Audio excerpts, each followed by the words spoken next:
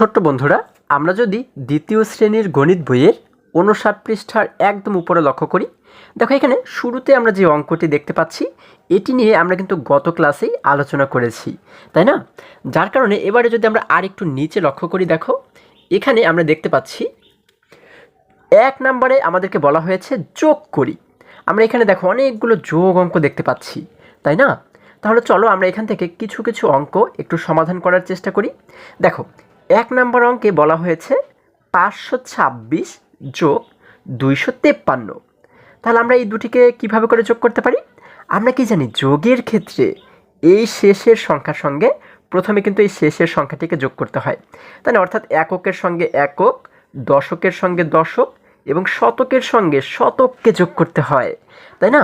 আচ্ছা, তাহলে আমরা শেষের সংখ্যার সঙ্গে যদি শেষের সংখ্যাটিকে যোগ করি, এখানে রয়েছে ৬, এখানে রয়েছে ৩। তাহলে তোমরা বলো তো দেখি ৬ এবং ৩-এর মধ্যে কোনটি ছোট? আমরা জানি ৩ ছোট, তাই না? ৩-এর জন্য আমরা ৩টে দাগ দিলাম, দেখো ১ ২ ৩, ৩টে দাগ দিলাম আমরা এই ৩-এর জন্য। তাহলে এবারে কি করব? ৬-এর পর থেকে ৩ পর্যন্ত গণনা করে দেখব যে মোট কত হয়। দেখো ৬ ৭ ৮ ৯, আমরা পাচ্ছি কত? ৯। তার মানে আমরা কিন্তু এই শেষে লিখে দিব ৯। আমরা এই ৯কে কেন শেষে লিখলাম? কারণ আমরা কিন্তু শেষের দুটি সংখ্যাকে যোগ করেই ৯ পেয়েছি, তাই না? এই জন্য ৯কে আমরা শেষে লিখলাম। এবার কিন্তু আমরা এই উল্টো দিক থেকে লিখতে লিখতে এই যে সামনের দিকে আমরা যাব, তাই না? এবারে যদি আমরা এই মাঝের সংখ্যার সঙ্গে যদি এই মাঝের সংখ্যাটিকে যোগ করি, দেখো এখানে মাঝখানে রয়েছে ২, এখানে রয়েছে ৫। তাহলে ২ এবং ৫-এর মধ্যে কে ছোট? হ্যাঁ, আমরা জানি ২ ছোট। যার কারণে ২-এর জন্য ২টি দাগ দাও। এই দেখো ১টি ২টি, আমরা ২টি দাগ দিলাম। এবারে ২-এর জন্য যেহেতু ২টি দাগ দিয়েছি, ৫-এর পর থেকে আমরা যদি এবারে ২ সংখ্যা পর্যন্ত গণনা করি, দেখো তো কত হয়? ৫ ৬ ৭, কত হয়? ৭। আমরা এইখানে লিখে দিলাম ৭। এই যে আগে কিন্তু আমরা লিখে দিলাম ৭। এবারে যদি প্রথম সংখ্যার সঙ্গে এই প্রথম সংখ্যাটিকে আমরা যোগ করি, এখানে রয়েছে ৫, এখানে রয়েছে ২। তাহলে ৫ এবং ২-এর মধ্যে কে ছোট? ২ ছোট, তাই না? ২-এর জন্য দেখো আমরা আগেই কিন্তু ২টি দাগ দিয়েছি, আমরা এই ২টি দাগকেই কিন্তু এবারে ব্যবহার করতে পারি, তাই না? আমরা যদি ৫-এর পর থেকে এই ২ সংখ্যা পর্যন্ত গণনা করি, দেখো তো কত হয়? ৫ ৬ ৭, কত হয়? ৭। আমরা এই শুরুতেও লিখে দিলাম ৭। তাহলে আমাদের মোট কত হয়ে গেল? ৭৭৯, তাই না? এটিই কিন্তু আমাদের উত্তর। ঠিক আছে, খুবই খুবই সহজ কিন্তু। আচ্ছা, তাহলে এবারে যেহেতু প্রত্যেকটি অঙ্ক একই রকম নিয়মের সমাধান করতে হবে, আমি তোমাদের কিছু কিছু অঙ্ক সমাধান করে দেখাই। হ্যাঁ, দেখো ৩ নম্বরে বলা হয়েছে ৫২৩ যোগ ৬১৪। তাহলে এই দুটি সংখ্যাকেও কিন্তু আমরা একই রকমভাবেই কী করব? সমাধান করব, তাই না? দেখো এই শেষের সংখ্যার সঙ্গে প্রথমে কি করব? এই শেষের সংখ্যাটিকে যোগ করব। এখানে শেষে রয়েছে ৩, এখানে রয়েছে ৪। ৩ এবং ৪-এর মধ্যে কে ছোট? আমরা জানি ৩ ছোট, তাই না? ৩-এর জন্য ৩টে দাগ দাও। এই যে আমরা কিন্তু আগে এখানে ৩টে দাগ দিয়েছিলাম, ১ ২ ৩। আচ্ছা, ৩-এর জন্য আমরা ৩টি দাগ দিলাম। এবারে এই ৪-এর পর থেকে যদি ৩ পর্যন্ত গণনা করি, তাহলে কত হয়? দেখো ৪ ৫ ৬ ৭, কত হয়? ৭। আমরা এই যে শেষে লিখে দিলাম ৭। এবারে মাঝের সংখ্যার সঙ্গে মাঝের সংখ্যাটিকে যোগ করো। দেখো এখানে রয়েছে ২, এখানে রয়েছে ১। তাহলে আমরা কি জানি, ২-এর সঙ্গে ১ মিলে কত হয়ে যায়? ৩ হয়ে যায়, তাই না? ২ এবং ১ মিলে হয়ে যায় ৩। তাহলে আমরা আগে লিখে দিলাম ৩। আচ্ছা, এবার যদি প্রথম সংখ্যার সঙ্গে এই প্রথম সংখ্যাটিকে যোগ করি, এখানে প্রথমে রয়েছে ৫, এখানে রয়েছে ৬। তাহলে ৫ এবং ৬-এর মধ্যে কে ছোট? আমরা জানি ৫ ছোট, তাই না? তাহলে ৫-এর জন্য ৫টি দাগ দাও। দেখো ১ ২ ৩ ৪ ৫। এই যে আমরা কিন্তু ৫টি দাগ এখানে দেখতে পাচ্ছি। তাহলে ৫-এর জন্য যেহেতু ৫টি দাগ দিয়েছি, এবারে ৬-এর পর থেকে ৫ পর্যন্ত গণনা করে দেখো কত হয়। দেখো ৬ ৭ ৮ ৯ ১০ ১১, কত হয়? ১১ হয়। তাহলে আমরা এই শুরুতে কিন্তু লিখে দেব ১১। ঠিক আছে, এটিই কিন্তু আমাদের উত্তর। ঠিক আছে, খুবই সহজ। আচ্ছা, এবার যদি সর্বশেষ অর্থাৎ ৬ নম্বর অঙ্কটি আমরা একটু লক্ষ্য করি, এখানে বলা হয়েছে ৪৩৮ যোগ ৩১, তাই না? আচ্ছা, তাহলে আমরা কি করব? প্রথমে এই শেষের সংখ্যার সঙ্গে শেষের সংখ্যাকে যোগ করব। এখানে শেষে রয়েছে ৮, এখানে রয়েছে ১। আমরা কি জানি, ৮ এবং ১ মিলে হয়ে যায় 9, 8-এর সঙ্গে আরও 1 মিলে কত হয়ে যায়? 9। আমরা এখানে লিখে দিলাম 9। আচ্ছা, এবার যদি আমরা এই আগের সংখ্যার সঙ্গে আমরা এই 1-এর আগের সংখ্যাকে আমরা যোগ করি, দেখো এখানে 8-এর আগে রয়েছে 3, এখানে কিন্তু রয়েছে 3, তাহলে দুই পাশেই কিন্তু 3 3 করে রয়েছে। আমরা যে কোনো একটি 3-এর জন্য 3টে দাগ দিব। ধরো আমরা এই 3-এর জন্য 3টে দাগ দিই, হ্যাঁ, 1 2 3, এই 3-এর জন্য আমরা 3টে দাগ দিয়েছি। তাহলে এবারে কি করব? এই 3-এর পর থেকে আমরা আরও 3 সংখ্যা পর্যন্ত গণনা করব, তাই না? দেখো 3 4 5 6 কত হয়? 6। আমরা এই যে আগে লিখে দিলাম 6। এবারে যদি আমরা শুরুর সংখ্যার সঙ্গে এই শুরুর সংখ্যাটিকে যোগ করি, এখানে দেখো শুরুতে রয়েছে 4, কিন্তু এইখানে কি আর কিছু রয়েছে? এইখানে কিন্তু আর কিছুই নেই। যেহেতু আর কিছুই নেই, তার মানে আমরা কি করব? এই 4টাকেই আমরা এই শুরুতে লিখে দিব। ঠিক আছে? তাহলে হয়ে গেল 469। এটিই কিন্তু আমাদের উত্তর। ঠিক আছে? খুবই সহজ কিন্তু বন্ধুরা। আচ্ছা, এবারে তোমরা বাকি অঙ্কগুলো কিন্তু এইভাবে করেই সমাধান করবে, হ্যাঁ। এখন যদি আমরা আরেকটু নিচে চলে যাই, দেখো আমরা দেখতে পাচ্ছি একটু নিচে এখানে আমাদের 2 নম্বরে বলা হয়েছে যোগ করি। আমরা এখানে কিন্তু আরও অনেকগুলো যোগ অঙ্ক দেখতে পাচ্ছি, তাই না? আচ্ছা, আগে যে যোগ অঙ্কগুলো করেছি এগুলো কিন্তু পাশাপাশি লেখা ছিল, আর এখন এই 2 নম্বরে যে যোগ অঙ্ক দেখতে পাচ্ছি এগুলো কিন্তু দেখো উপরে নিচে লেখা রয়েছে, তাই না? তবে যেভাবেই করেই লেখা থাকুক না কেন, যেভাবেই সাজানো থাকুক না কেন, আমরা কিন্তু নিয়ম অনুসারে যদি সমাধান করি তাহলে প্রত্যেকটি অঙ্কই আমাদের জন্য খুবই সহজ, হ্যাঁ। আচ্ছা, দেখো 1 নম্বরে বলা হয়েছে 462 যোগ 3। আচ্ছা, তাহলে এই উপরের সংখ্যার সঙ্গে আমরা শুধুমাত্র 3কে যোগ করব, তাই না? দেখো আমরা কি জানি, যোগের ক্ষেত্রে কি করতে হয়? এই শেষের সংখ্যা দুটিকে আগে যোগ করতে হয়, তাই না? শেষ থেকে যোগ করতে করতে আমাদের এই প্রথম দিকে যেতে হয়। আচ্ছা, শেষে রয়েছে 2, এখানে রয়েছে 3, তাহলে বলো তো 2 এবং 3-এর মধ্যে কোনটি ছোট? হ্যাঁ, আমরা জানি 2 ছোট। 2-এর জন্য 2টি দাগ দাও, 1টি 2টি। আচ্ছা, 2-এর জন্য আমরা 2টি দাগ দিলাম। এবার 3-এর পর থেকে যদি এই 2 পর্যন্ত গণনা করি তাহলে কত হয় দেখো তো? 3 4 5 কত হয়? 5। তার মানে আমরা এই সোজা লিখে দেব কিন্তু 5। এই দুটিকে যোগ করে যেহেতু 5 পেয়েছি, এজন্য এই সোজাই আমরা লিখে দেব 5। আচ্ছা, আমরা এখানে যে দাগগুলো ব্যবহার করছি, তোমরা এই দাগের পরিবর্তে আমাদের আঙুলের যে কর রয়েছে এই করগুলো গণনা করেও কিন্তু সমাধান করতে পারো, হ্যাঁ। আচ্ছা, এবার দেখো যদি আমরা এই আগে চলে যাই, এখানে আমরা দেখতে পাচ্ছি এর আগের লাইনে রয়েছে উপরে শুধুমাত্র 6, নিচে কিন্তু কিছু নেই। তার মানে 6 থেকে আমাদের বিয়োগ করার মতো যেহেতু কিছুই নেই, এই জন্য আমরা কী করব? এই সম্পূর্ণ 6টাকেই এই সোজা নিচে নামিয়ে দিব। আচ্ছা, আবার একই রকমভাবে উপরে রয়েছে 4, নিচে কিন্তু বিয়োগ করার মতো কিছু নেই, এজন্য আমরা কী করব? এই 4টাকেই নিচে এই সোজা নামিয়ে দেব। তাহলে আমাদের কত হয়ে গেল? আমাদের কিন্তু হয়ে আচ্ছা, যোগ, আমরা যেহেতু যোগ করছি, তাই না? মানে যোগ করার মতো কিন্তু এই নিচে দেখো কিছু নেই, এই জন্য আমরা কী করেছি? এই 6গুলোকেই নিচে আমরা কী করেছি? একই রকমভাবে রেখে দিয়েছি, তাই না?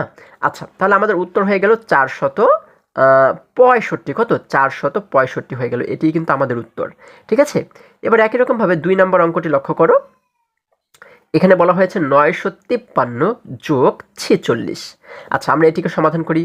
প্রথমে আমরা কি করব? এই শেষের দুটিকে প্রথমে আমরা যোগ করব, তাই না? দেখো এখানে রয়েছে 3, নিচে রয়েছে 6, তাহলে আমরা কি জানি 3 ছোট নাকি 6 ছোট? হ্যাঁ, আমরা জানি 3 ছোট। তাহলে 3-এর জন্য 3টি দাগ দাও, 1টি 2টি 3টি। আচ্ছা, 3-এর জন্য 3টি দাগ দিলাম। এবার 6-এর পর থেকে যদি 3 সংখ্যা পর্যন্ত গণনা করি, দেখো কত হয়? 6 7 8 9 কত হয়? 9। আমরা এই সোজা লিখে দেব কত? 9। আমরা লিখে দিলাম 9। আচ্ছা, এবার যদি এই আগের দুটিকে যোগ করি, দেখো এখানে রয়েছে 5, নিচে রয়েছে 4, তাহলে 5 এবং 4-এর মধ্যে কে ছোট? আমরা জানি 4 ছোট। 4-এর জন্য 4টি দাগ দাও। দেখো 1 2 3 4, এই যে আমরা 4টি দাগ দিলাম। এখন 5-এর পর থেকে এই 4 পর্যন্ত গণনা করো, দেখো কত হয়? 5 6 7 8 9 কত হয়? 9। আমরা এখানেও লিখে দিলাম 9। এবারে দেখো যদি আগের লাইনে আমরা লক্ষ্য করি, এখানে উপরে রয়েছে 9, নিচে কিন্তু যোগ করার মতো কিছুই নেই, যার কারণে আমরা কি করব? এবারে এই সম্পূর্ণ 9টাকেই এই নিচে কিন্তু নামিয়ে দেব। ঠিক আছে? তাহলে এবারে এখানে মোট কত হয়ে গেল? 999। এটিই কিন্তু আমাদের উত্তর, হ্যাঁ। আচ্ছা, এবার প্রত্যেকটি অঙ্ক তোমরা একই রকমভাবে কিন্তু সমাধান করবে। আমরা যদি এবারে ধরো 7 নম্বর অঙ্কটি যদি একটু লক্ষ্য করি, এখানে বলা হয়েছে 423 যোগ 241। আচ্ছা, আমরা এই দুটিকে সমাধান করি। দেখো আমরা শেষে যদি লক্ষ্য করি এখানে রয়েছে 3, নিচে রয়েছে কিন্তু 1, তাহলে আমরা জানি 3 এবং 1 মিলে কত হয়ে যায়? 3 এর সঙ্গে আরও 1 মিলে হয়ে যায় 4। আমরা এখানে এই সোজা লিখে দিলাম 4। আচ্ছা, এবারে যদি আমরা আগের দুটি সংখ্যাকে লক্ষ্য করি, দেখো এখানে বলা হয়েছে 2, নিচে বলা হয়েছে 4, তাহলে 2 এবং 4-এর মধ্যে কে ছোট? হ্যাঁ, আমরা জানি 2 ছোট, তাই না? 2 এর জন্য 2টি দাগ দাও। এই দেখো 1টি 2টি, আমরা 2 এর জন্য 2টি দাগ দিলাম। এবার 4-এর পর থেকে যদি 2 সংখ্যা পর্যন্ত গণনা করি তাহলে কত হয়? 4, 5, 6, কত হয়? 6। আমরা কিন্তু এই সোজা লিখে দেব 6। এবার যদি এই দুটিকে যোগ করি, দেখো এখানে রয়েছে 4, নিচে রয়েছে 2, তাহলে এই দুটি সংখ্যার মধ্যে কোনটি ছোট? হ্যাঁ, আমরা জানি কি 2 ছোট, তাই না? 2 এর জন্য এই যে আমরা কিন্তু আগেই 2টি দাগ দিয়েছি। তাহলে এবারে এই 4-এর পর থেকে যদি 2 সংখ্যা পর্যন্ত গণনা করি তাহলে কত হয়? দেখো 4, 5, 6, কত হয়? আবারও 6। আমরা এই সোজা লিখে দিলাম 6।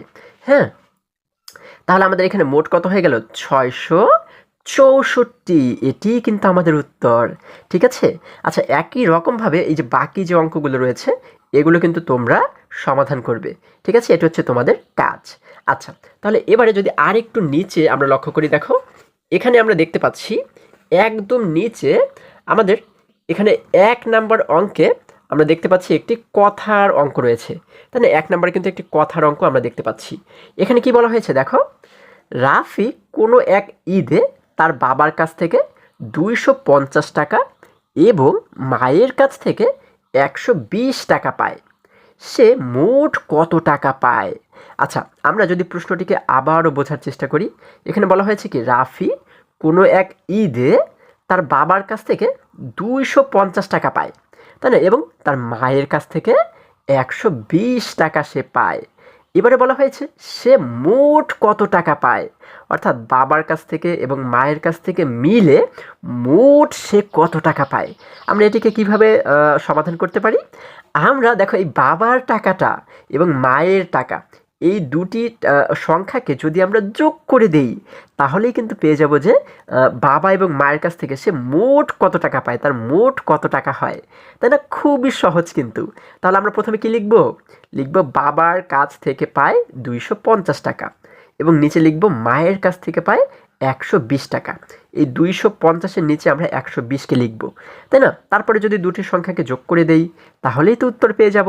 খুবই সহজ কিন্তু, তাই না? তাহলে চলো আমরা এটিকে একটু সমাধান করার চেষ্টা করি। বন্ধুরা, আমরা 1 নাম্বার দিয়ে লিখব বাবার কাছ থেকে পায়, বাবার কাছ থেকে পায়, বাবার কাছ থেকে পায় কত টাকা?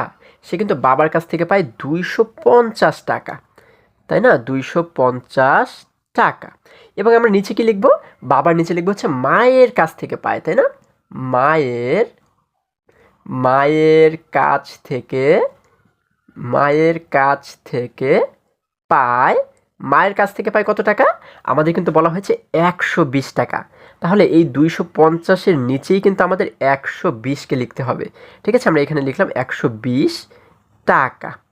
আচ্ছা, তোমাদের এটি কিন্তু অবশ্যই অবশ্যই সবসময় খেয়াল রাখতে হবে আমরা যেন সংখ্যার নিচে সংখ্যা সাজাই। হ্যাঁ, যেমন দেখো আমরা কিন্তু এই শূন্যের নিচে শূন্য সাজিয়েছি, এই সংখ্যার নিচে আরেকটি সংখ্যা, তারপরে এই সংখ্যার নিচে এই সংখ্যাটি সাজিয়েছি, তাহলে এইভাবে নিচে নিচে কিন্তু তোমাদের সাজাতে হবে। ঠিক আছে?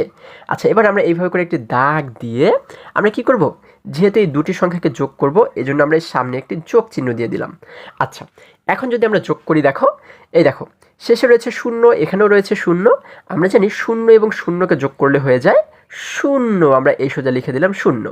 এবারে 5 এবং 2কে যদি আমরা যোগ করি, 5 এবং 2 এর মধ্যে কোনটি ছোট? হ্যাঁ, আমরা জানি 2 ছোট, তাই না? 2 এর জন্য 2টি দাগ দাও, 1টি 2টি। আচ্ছা, এবার 5-এর পর থেকে যদি আমরা এই 2 সংখ্যা পর্যন্ত গণনা করি তাহলে কত হয়? 5, 6, 7, কত হয়? 7। আমরা এই সোজা লিখে দিলাম 7। এবারে যদি আমরা আগে লক্ষ্য করি এখানে বলা হয়েছে 2 যোগ 1, তাহলে 2 এর সঙ্গে 1 মিলে কত হয়ে যায়? 2 এবং 1 মিলে হয়ে যায় 3। আমরা এই সোজা লিখে দিলাম 3। ঠিক আছে? এই শেষে টাকা রয়েছে, আমরা লিখে দিলাম টাকা। ঠিক আছে? আচ্ছা, তাহলে এটি দ্বারা আমরা কি বুঝতে পারি? এটি দ্বারা কিন্তু আমরা বুঝতে পারি সে মোট পায় 370 টাকা। এজন্য আমরা এখানে একটি সুতরাং দিয়ে আমরা লিখে দেব সে মোট পায়, সে মোট পায়, সে মোট পায় কত টাকা? 370 টাকা। এটিই কিন্তু আমাদের উত্তর। ঠিক আছে, আমরা উত্তর দিয়ে কি লিখবো? আমরা এবার উত্তর দিয়ে লিখবো হচ্ছে 370 টাকা। আশা করি সকলেই তোমরা আজকের সমস্ত অঙ্কগুলো খুবই সহজে এবং খুবই সুন্দরভাবে বুঝতে পেরেছো। বন্ধুরা, আজকে আমাদের এই পর্যন্তই। আবারও দেখা হবে পরবর্তী ভিডিওতে। আর হ্যাঁ, তোমরা যদি আমার চ্যানেলে নতুন হয়ে থাকো তাহলে এখনই চ্যানেলটি সাবস্ক্রাইব করে পাশে থাকো, যেন আমার যে কোনো ভিডিও আপলোড করার সাথে সাথে খুব সহজেই তোমরা সেটি পেতে পারো। সকলে ভালো থাকো, সুস্থ সবল থাকো, এই কামনা করে শেষ করছি। ধন্যবাদ সকলকে।